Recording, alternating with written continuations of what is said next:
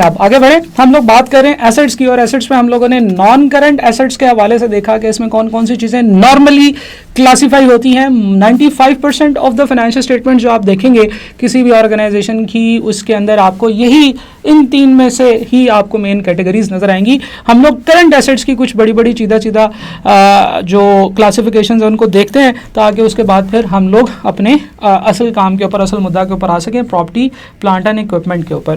तो हम लोग बात कर रहे हैं जनाब नॉन करंट एसेट्स की। Current assets are the assets which are very much current, जिनके अंदर करंट है, जिनके अंग अंग में बिजली भरी हुई है। तो वो जो कहती थी ना कि बिजली भरी है मेरे अंग अंग में, असल में वो करंट एसेट थी।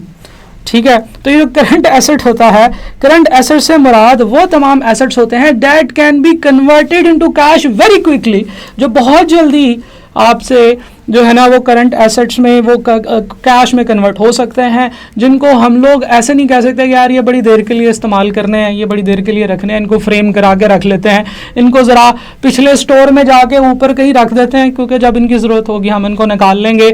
ये वो तमाम चीज़ें होती हैं, ये वो तमाम ऐसी बातें होती हैं, ऐसी चीज़ें होती हैं, ऐसे अकाउंट्स होते हैं जिनको जो currently directly convertible into cash होते हैं। तो करंट की जो डेफिनेशन है वो मैंने आपको एक बड़ी खूबसूरत एग्जांपल से समझाने की कोशिश किया है, और ये एग्जांपल बिल्कुल भी गलत नहीं है कि the thing which is very much liquid which can be converted into cash, which can be used very easily, हर वो चीज़ जो नॉन करंट है वो करंट एसेट्स भी ट्रीट करते हैं। तो ये 4-5 डिफरेंट इनकी जो है ना वो डेफिनेशंस हो सकती हैं। जैसे सबसे पहले स्टॉक इन ट्रेड, वो तमाम चीज़ें जो आपने ट्रेडिंग के लिए अपने पास रखी हैं, अपने पास इसलिए रखी हैं कि आप इनको बेच देंगे, आज भी बिक सकती हैं, कल भी बिक सकती हैं, परसों भी बिक सकती हैं, 10 दिन के बाद भी बिक सकती हैं, 1 महीने के बाद भी बिक सकती हैं, but you are not sure.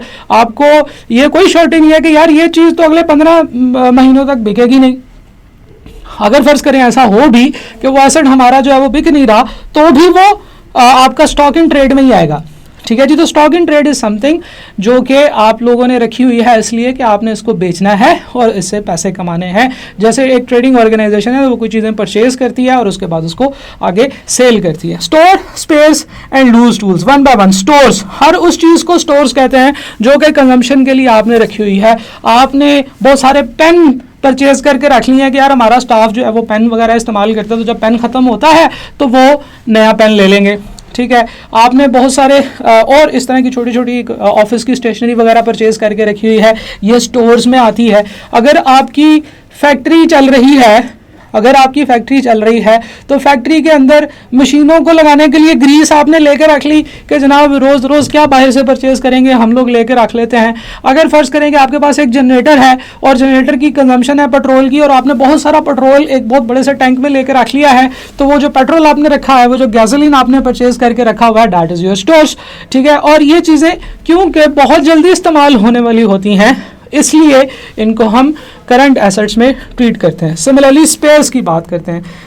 Spheres, शायद आपको लग रहा होगा कि ये वो भाला होता है जो ऐसे करके मारते हैं, ये वो भाला नहीं है। ये है, स्पेयर से मुराद है स्पेयर पार्ट्स। आपकी फैक्ट्री में कुछ छोटे छोटे स्पेयर पार्ट्स कहीं पे आपको लगाने पड़ जाते हैं, कुछ इलेक्ट्रिकल इक्विपमेंट लगाना पड़ जाता है। स्टोर्स की तरह की ये चीज़ है जिनको हम स्पेयर्स कहते हैं। और इसके अलावा लूज टूल्स, वो छोटे छोटे टूल्स जो आपने रखे हुए हैं, आपने पेचकस रखे हुए हैं, प्लास रखे हुए हैं, 15 किस्म के आपने रेंच रखे हुए हैं जो कि कहीं पर भी इस्तेमाल हो सकते हैं। तो store spares and loose tools relates, आप कह लें कि जी ज़्यादातर ये रिलेट करते हैं with the servicing of the organisation, with the proper flow of the work of the organisation. तो इस तरह की चीज़ों को हम store spares and loose tools में ट्रीट करते हैं और उनको करंट एसेट्स की हेडिंग के अंदर लिखा जाता है। डेटर्स, रिसीवेबल्स, इनसे आज पैसे मिल जाएं, कल पैसे मिल जाएं, परसों पैसे मिल जाएं, आपको मतलब यह है कि बहुत जल्दी इनसे पैसे कलेक्ट हो सकते हैं। और डेटर्स जो हैं ये तो वाकई बहुत करंट है, इनमें तो बहुत बिजली है।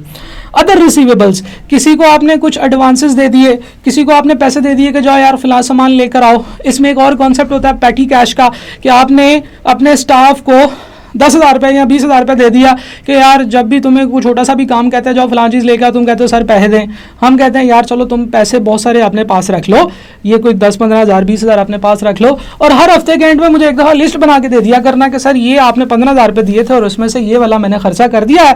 तो वो जो आपने उसको पैसे दिए होंगे वो भी आपका अदर रिसीवेबल्स में आएगा, क्योंकि आपने उसको एडवांस में कुछ पैसे दिए हुए हैं।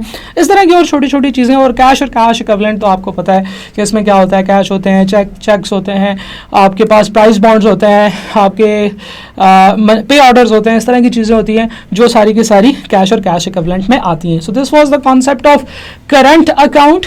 तो करंट अकाउंट की अंडरस्टैंडिंग भी बड़ी ज़रूरी है।